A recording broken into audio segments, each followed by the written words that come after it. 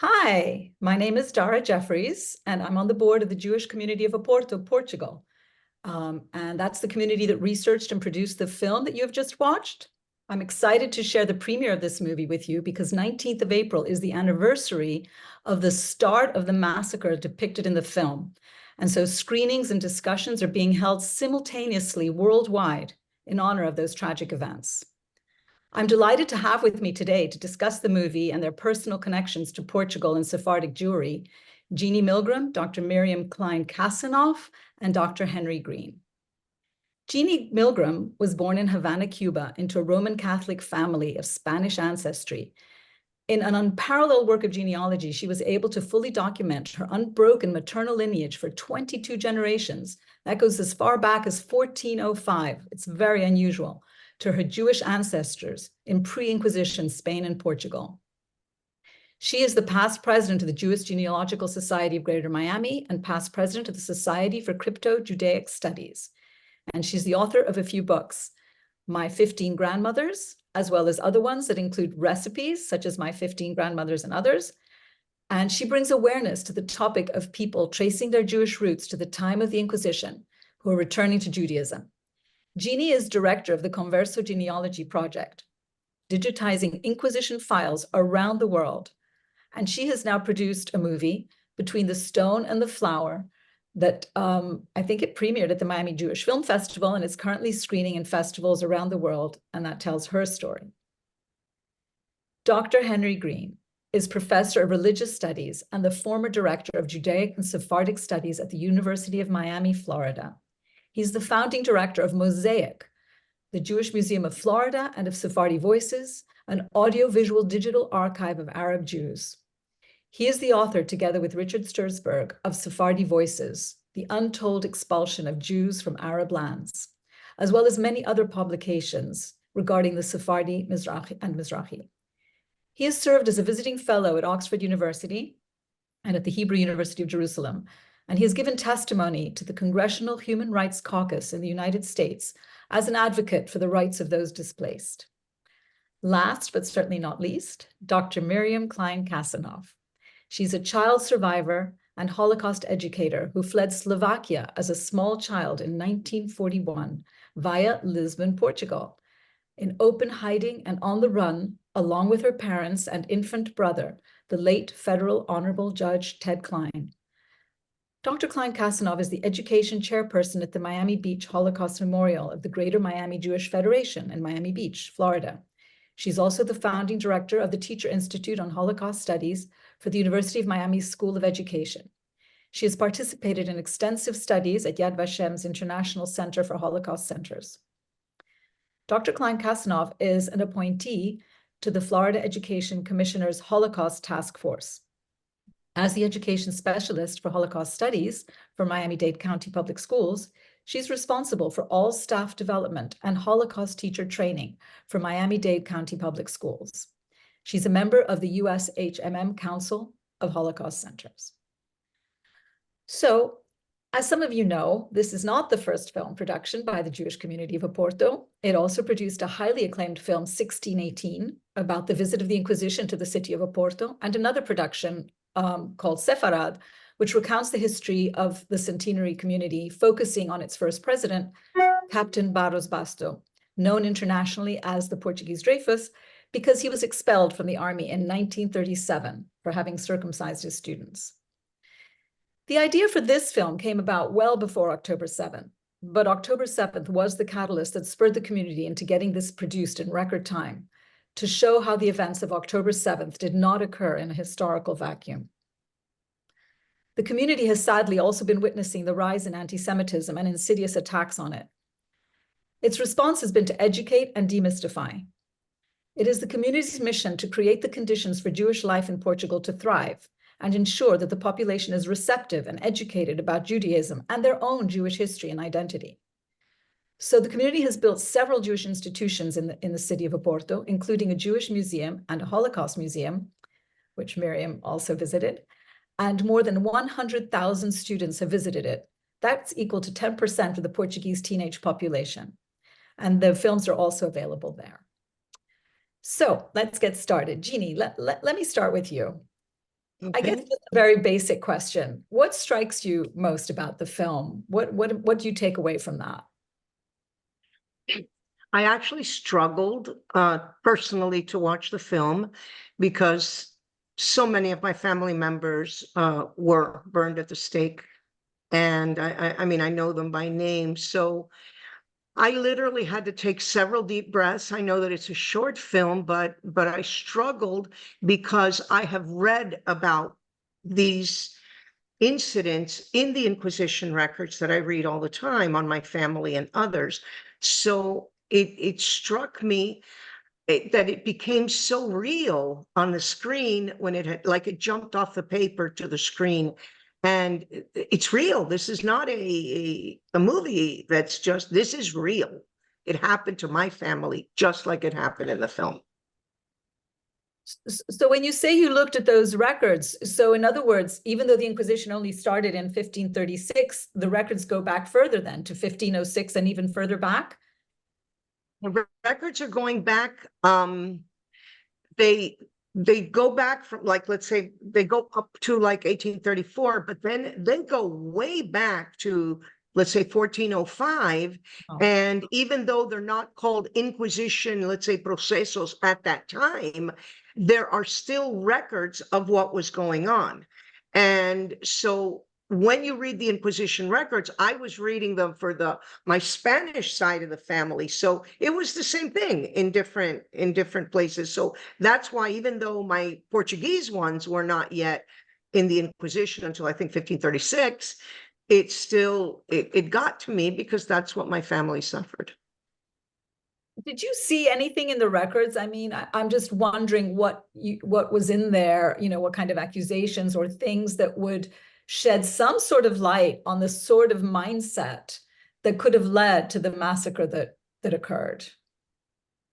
It became, Dara, it became so full of minutia.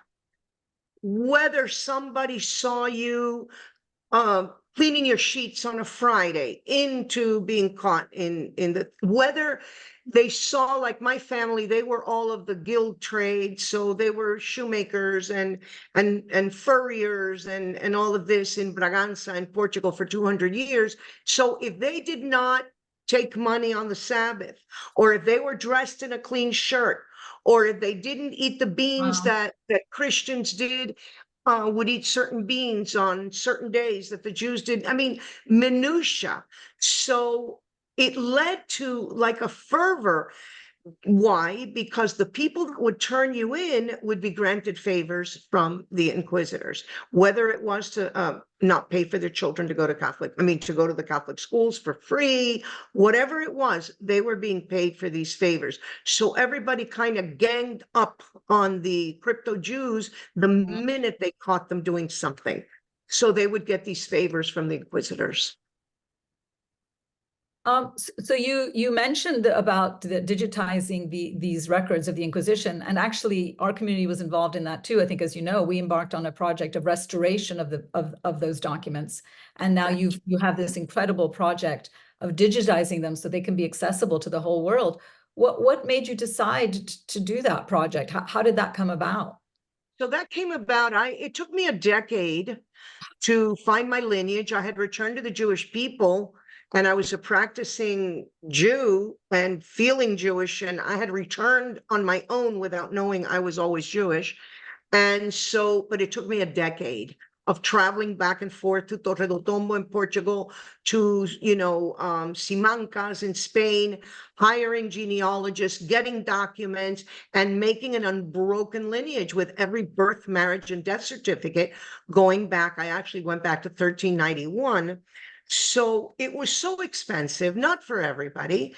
And people were clamoring to, how do I do it? What do I do? And I was able to get them back online to maybe 1610 or something like that. But you needed that connection with the Inquisition. So that's when I said, you know what? My work will die because it's not accessible, it's not sustainable, and my work will die. I was one of the first pioneers to do this. And then I said, you know what, let's just digitize everything. I've been at it since 2015. and hitting my head against a wall. It's not so simple. But right now on the Torre do Tombo archives in Portugal, all of the Inquisition records are up, and we have indexed them. So there's index copies in English, and we have done, and Mexico City has been done. And that's for the public? It's publicly accessible? It's publicly accessible. Fantastic. And tell me a little bit about the recipes. I found that very interesting. And so the recipes that you discuss of your grandmothers, how far back do they go? That's my first question. And the second question is, do they incorporate sort of, Jewish traditions, or are they in some ways trying to blend in with, with Christian, culinary traditions for fear of persecution, and of course there's the famous alleiras. Maybe you can talk a little bit about that the Jews came up with to hide, the fact that they were Jewish. Did you find recipes like that, or tell me a little bit about those recipes? I did. So my mother, none of my family returned. We finally got a full return for the whole family in Israel at the Beit Din. I got that return after I proved that the whole family was Jewish, but no one in my family returned. Everyone is still Catholic or marginally Catholic. And mom really struggled with my doing this. And, she was a Cuban socialite, and this was just not what your children do. They go to the club so black sheep that I have been. So I asked her numerous times for documents, records, anything, and she said she had none. When mom got Alzheimer's and we moved her out, and I went into her things, I found that she had the originals of all of these records that I had been looking for a decade. I only had the copies, and mom had in a drawer. She brought them from Cuba, from Spain, from everywhere. I also found this huge cache of recipes, undated, written by different grandmothers through the centuries, and I could tell their diaspora by the ingredients. And there's like a Maimonides cake called Bollo Maimon.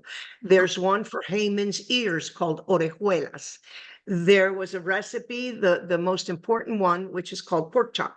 So you would make like this French toast thing shaped like a pork chop with a little bone at the end, made out of toast. You put maple syrup on it, and they would put, not maple syrup, but they would put sugar, and then they would put red peppers, and then they would take a real pork chop and throw it in the fire. So the servants would think that the family was eating pork. That's crazy. So what I noticed so they were not Christianized.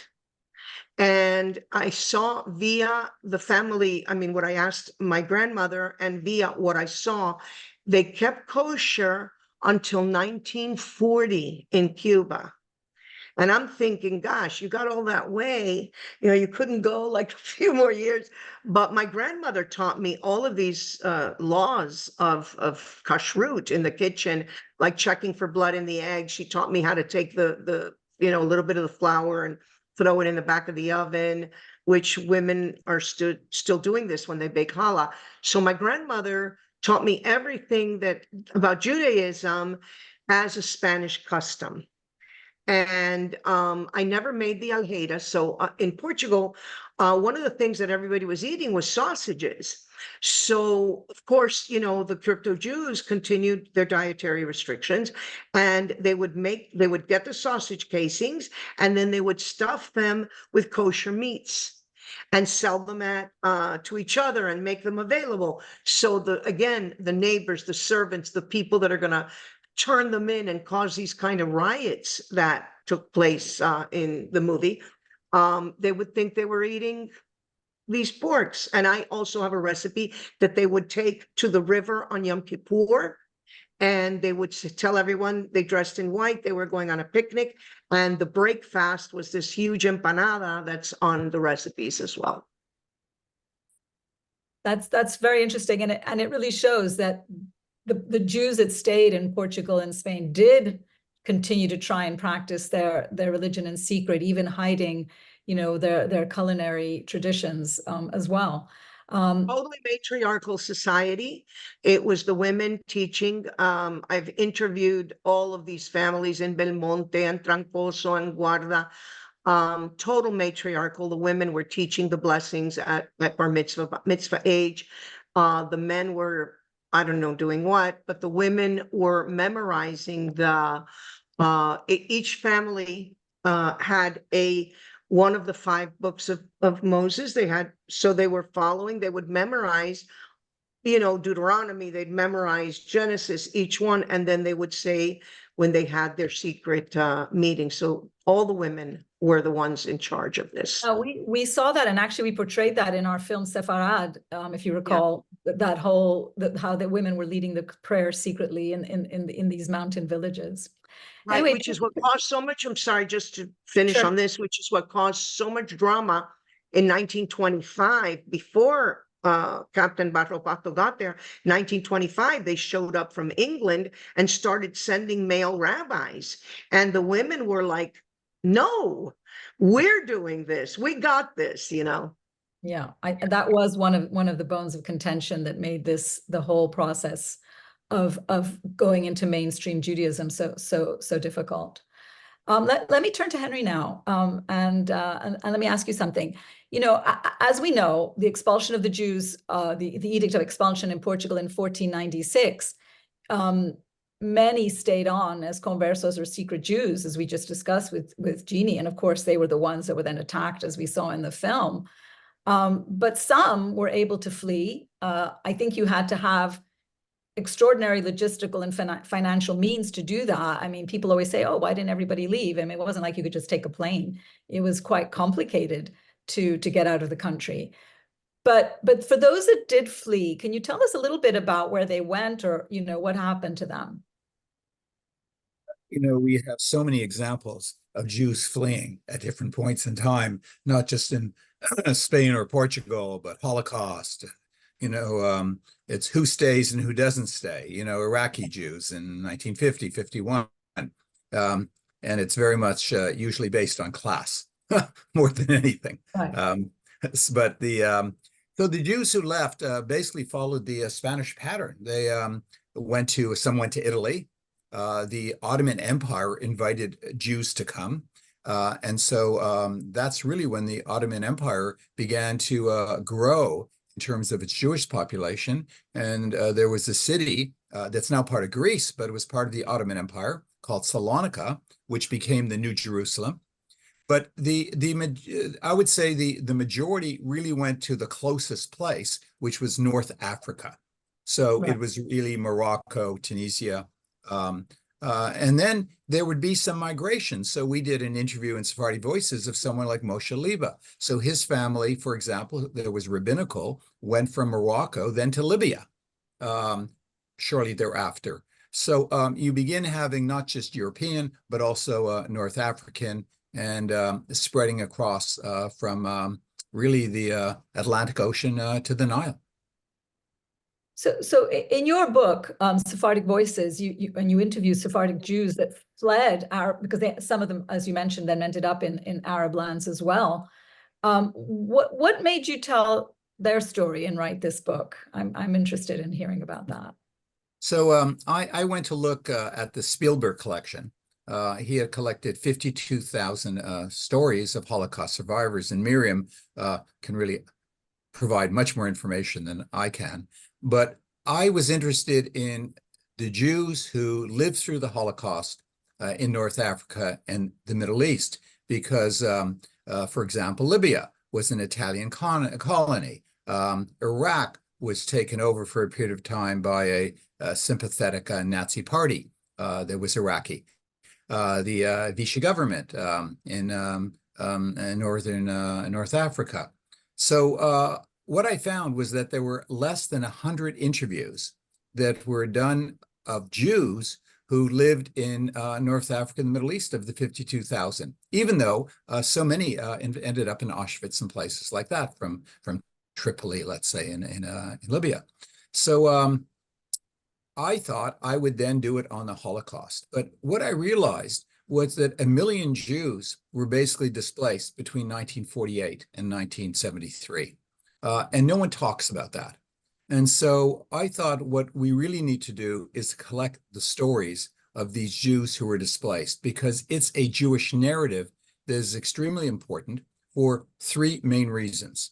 The first is that Israel in 1948 was 15% Sephardi Mizrahi, and today is 55%. It is the majority of Jews in Israel today, and we keep thinking of it as an Ashkenazi country. The second has to do with what Genie does in terms of conversos, in terms of anusim, if you use the Hebrew word. It's what about all these Jews that went to different places that ended up, in fact, being Jewish in a secret way, and rabbis made decisions that then excluded them. For example, in the first generation, the ones who left, say, Lisbon and went to North Africa, the rabbi said, no, no, no, you converted out. And the second generation, the rabbis, whatever, but by the third generation, they were saying, come back in. And so I was interested in what about this population now 500 years later, which Genie comes at in a different kind of way. And the third and the most important was that the children are not going back to Libya. 38,000 Jews in 1948, zero today. How do you create the legacy and the pride for the next generation? So I ended up building a project called Sephardi Voices, which is a digital archive. And that archive next year, actually this summer, we hope, will be deposited at the National Library of Israel, which will be available for anyone. And it not just includes their interviews, it includes a portrait, as well as thousands of documents that they gave us in terms of property, in terms of family pictures, all kinds of things which have never been seen before. It's interesting. You say this was a story that people don't know, and it's true. It's not something people really focus on, but the same with the movie, right? Here's a massacre of 3,000 Jews in 1506, which was a significant, percentage of the population of Lisbon and Portugal at the time. Are you surprised that or can you explain why we don't even know about it? Honestly, I didn't even know about it, and I was living in Portugal. I mean, it's not something that people talk about at all. Does that surprise you? No, not at all, because the Sephardi, what's happened is that if you take American Jewry, it was basically founded by Sephardi Jews. But from 1800 on, it's become basically an Ashkenazic America. And so you have the Ashkenazic story, and they dominate. And so Jews are a minority within America. The Sephardi are a minority within the Jewish population. So what we don't have and what we need more than anything is curriculum that also tells the Sephardi story. And so the Ashkenazi know nothing about this. So I never learned about, 1506. I learned about Maimonides, but Right. after that, it ends with the Inquisition, with the Portuguese Jews, 1496. What happens is that we basically are very, very ethnocentric in an Ashkenazic way. And what Genie is doing, especially what you're doing, is trying to change the narrative.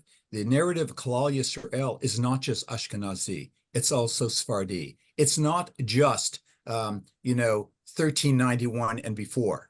It's also what happened in 1496. It's what happened in 1506. So these are the things that need to be part of the Jewish narrative. And what you're doing is bring attention to a story that happens over and over again, but this is a story that happened in the past that we can learn lessons from.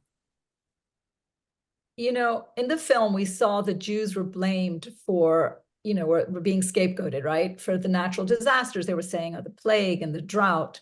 And they were also the target of hate because they appeared to have positions of power and wealth. And they held positions that, brought animosity, like they were the tax collectors and they were the money lenders and they were favored by the king.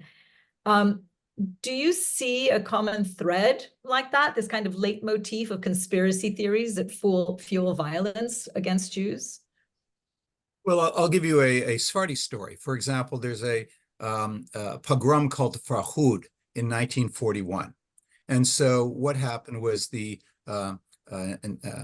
Nazi leading party, took advantage in the same way what we saw in 1506, and for 2 days just rioted, and the people, as it were, the government did nothing.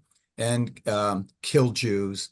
Many, many Jews went into the Mela, the ghetto kind of thing. And so you have this over and over again in different kinds of ways.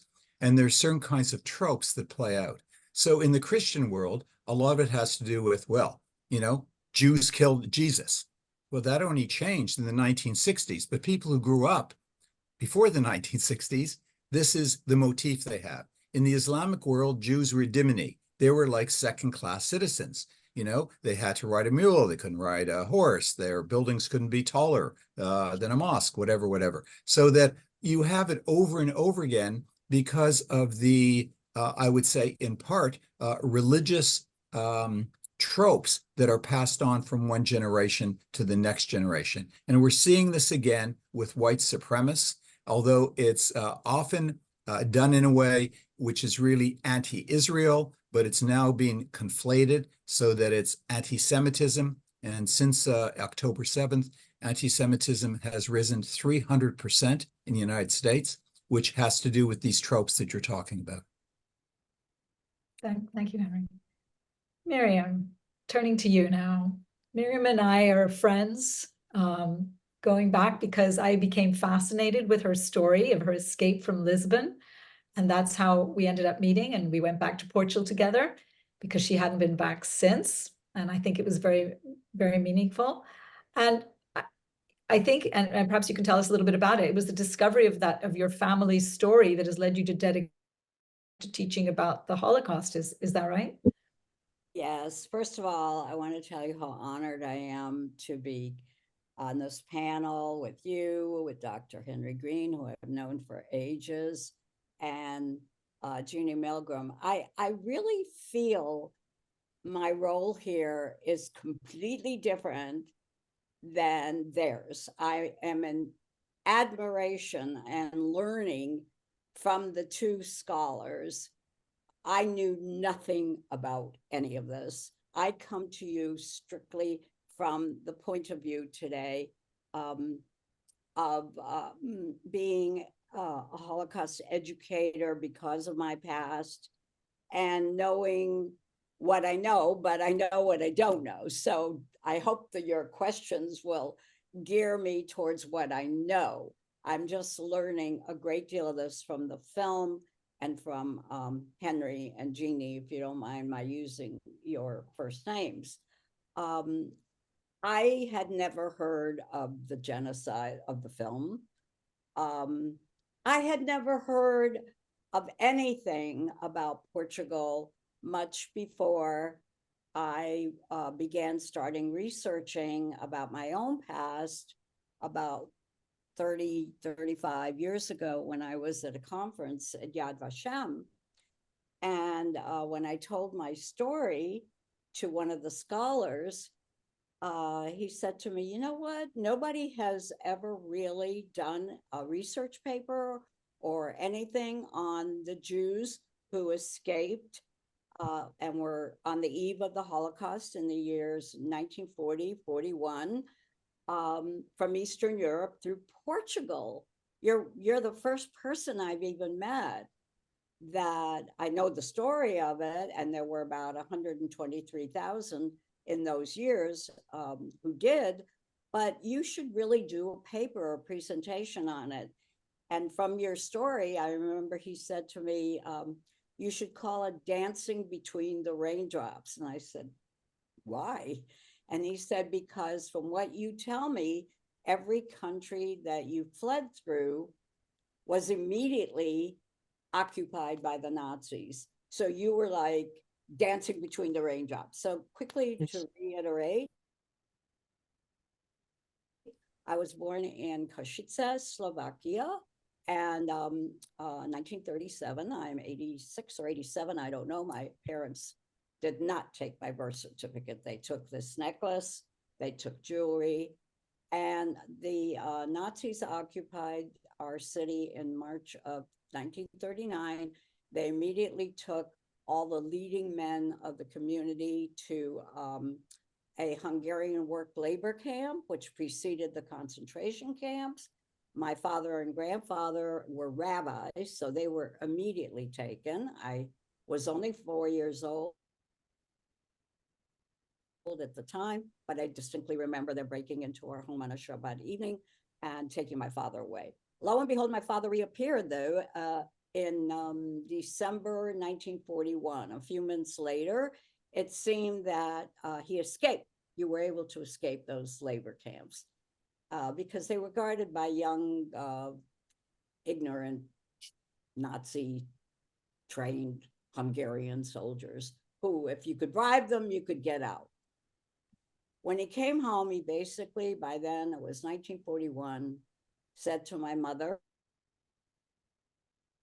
who had just had an infant, my late brother Ted, if we don't leave now and I get caught, the plan is there's going to be a murder of all the Jews of Europe. I heard it in the camp. My mother was reluctant to leave. She had a twin sister. She had nieces. She had family. With the Klein family itself, there were 12 of us. How are we going to leave? It was already 1940. Poland had been occupied. Slovakia had been occupied. And we had to make it, according to my dad. He had arranged for papers before he went into the camp. We had to make it from Slovakia to Lisbon, Portugal, where the Hayas from America, the Hebrew Immigration Aid Society, had bought ships for Jews who could make it to Lisbon. That was the first time I ever heard of Lisbon, Portugal. I had no idea where it was. I was only 4 years old. We began to leave in December of 1940. We arrived through train and walking, just like you've seen and heard on films, in Spain in February of 1941, and we were immediately stopped by the guards there and arrested. And we were told that we couldn't go any further. The guards of Spain were very anti-Semitic, and they put us into a hotel in Badajoz, Spain. And then we were going to be returned to Slovakia. Had we been returned, we would have been murdered for sure. So my dad was lucky. He met a non-Nazi German tourist who felt very sorry for this family. And together they wrote a letter to the Lisbon community because we were due to catch a ship in March from Lisbon to help get this Jewish family of 4 out into Lisbon. And it worked. I mean, I'm really condensing it for time. We arrived in Lisbon finally in March of 1941. I had turned 5. The baby had been turned, I think, 9 months old or whatever. My mother and father were only 33 years old. We had no money left. We had spent it all on bribery. And when we got to Lisbon, it turned out many Jews were coming in from all over Eastern Europe. As I say, in total, in those years, my number is about 123,000. But Salazar did not want to make the Nazis angry, and yet he wanted to help the Jews as much as he could, which you can fill in why on that. So they put us in pensions right outside of Lisbon. And so there, the picture that I have and remember, and with the help of Marian Kaplan's book, Hitler's Jewish Refugees, which really tells this story beautifully. There we were, hundreds and thousands of Jews waiting for the ships. We missed our ship. And my dad and mom every day went in, they left me with my little brother to Lisbon, where I recently saw the actual building when you took me there, to wait in long lines while Jews waited to get their papers so they could get on a ship. There were many famous people that are never mentioned in the history. There was Chagall. There was many, many names that I don't have in front of me at this moment, but I certainly you can help me with them. Many famous artists, because the Hayas office in Paris had closed. And so all the Jews were trying to get through. Hannah Arendt was there at the time.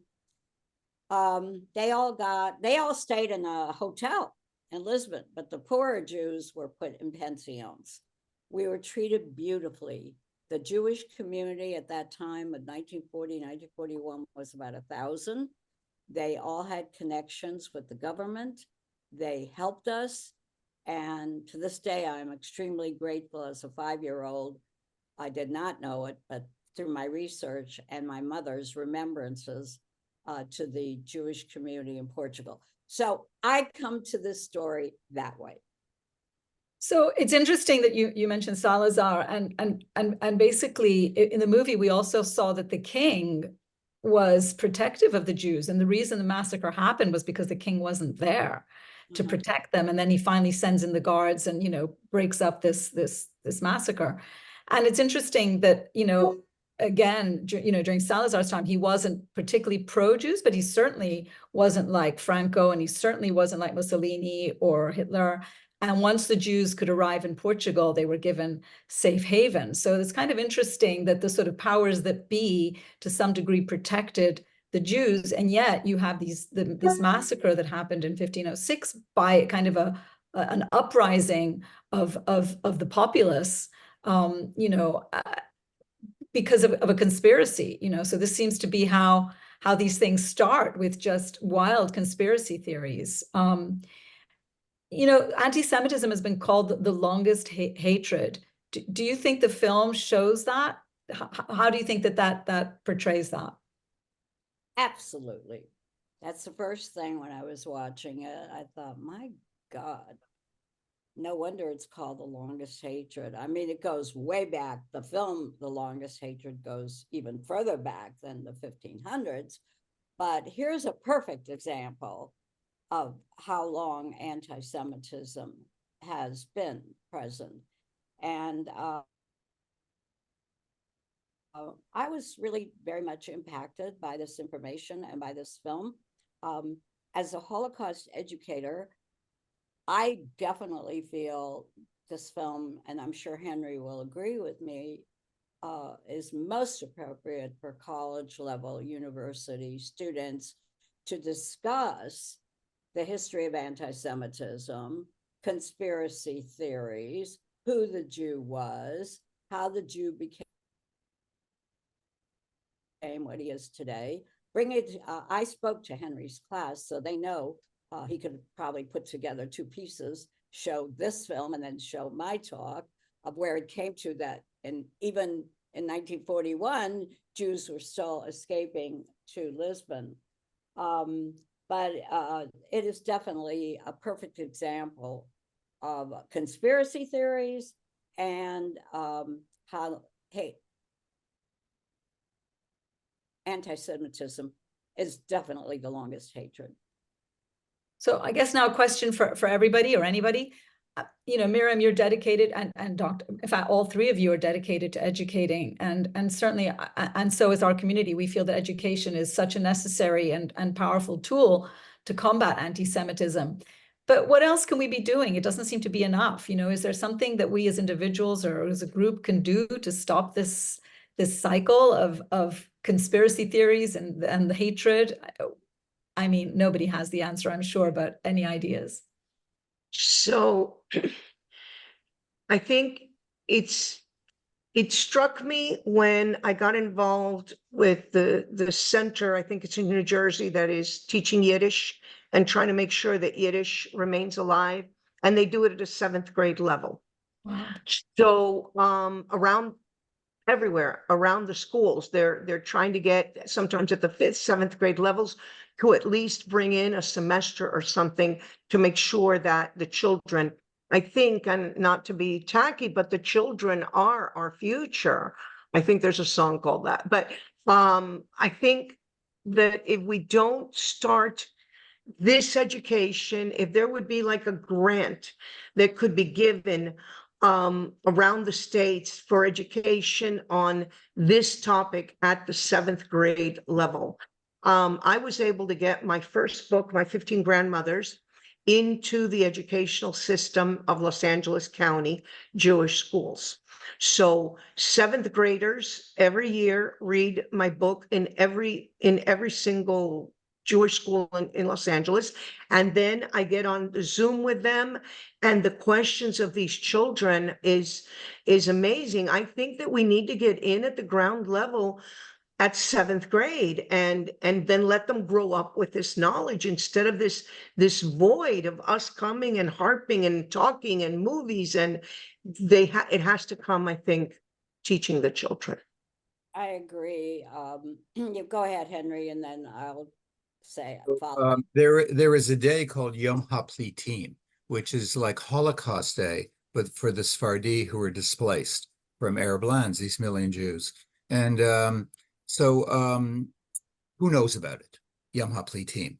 And so it becomes extremely important that the institutional leadership, not just the students, but the institutional leadership, take this day, which is passed by the Knesset, like Yom HaShoah, and make it part of their agenda, so that the schools and the teachers will then teach in terms of this acknowledgement and memorial in a way, but also a celebration, because so many people, in the way that Miriam's talked about, the way Miriam talked about in terms of her own life, and Genie's talked about all these people that survived, so that they are able to then rise to the occasion and become witnesses, as it were.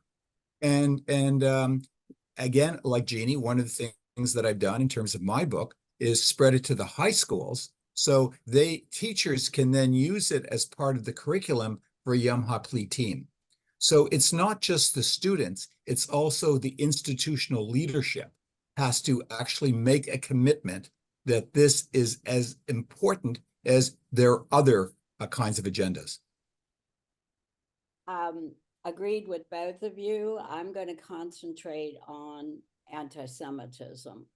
For years, I've been doing Holocaust education for 30 years. For years, I've been saying to leadership and so forth, we shouldn't start the lessons of the Holocaust with 1933.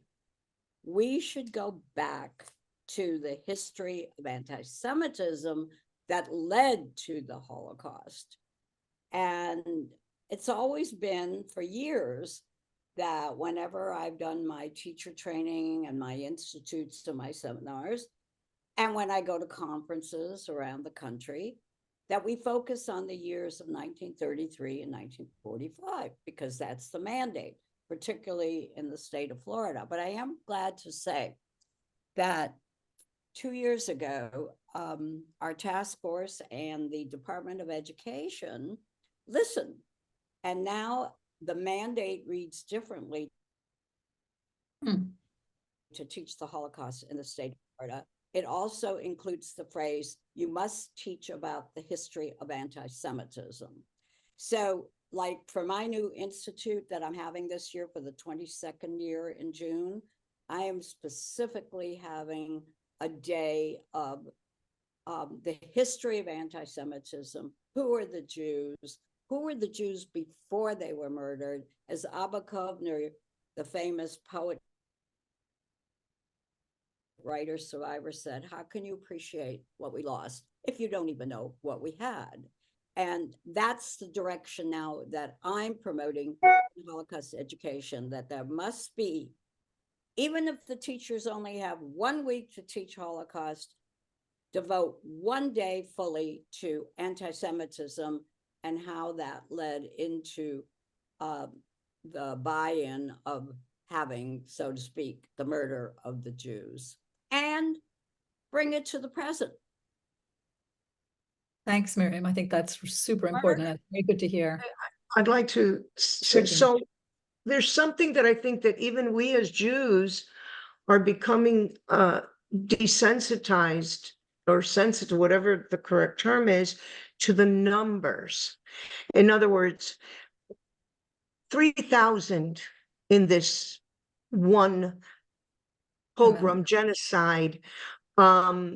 I was in the Lisbon, looking at the archives and seeing what we were going to be digitizing, and the head of the Inquisition, she was picking up stacks. Okay, we have 10,000 in Évora, we have 12,000 in Coimbra, we have 15,000 in Lisbon, like we're counting marbles. And, you know, even October 6th, which is just so fresh in our minds. What was it, a few months ago? And 1,200 the night of October 6th. And every day, 5 of the IDF here, and it's all at 6 million in the Holocaust. So we just don't even understand these numbers as numbers. Sometimes they're being thrown at us. So I think that somehow education may not do it, but the anti-Semitism that Miriam says, education or talk or more might do it, understanding the history of this anti-Semitism, because these numbers were way out of hand before the Inquisition, during the Inquisition, during the Holocaust. I mean, and we're just seeing them as, okay, 10,000, okay, 3,000. It's awful. Those people have to understand and feel these numbers. What's happening now is that unless it's touching you, you have a family member that was a Holocaust survivor, or you're starting to come back as a convert. So until it touches you, it's another 10,000. And that's what I think we need to work on as well. I also add something here. What the movie showed very clearly was that the clergy were involved. The movie is very, very strong on that. And we are now in a contemporary educational framework where in most places DEI, you know, diversity, equity, inclusiveness. And so it's also educationally important to reach out, and the clergy was responsible to a great degree. And so we need to build bridges. So it's not just Jews speaking to Jews. It's About also, that's right. It's where it's inclusive.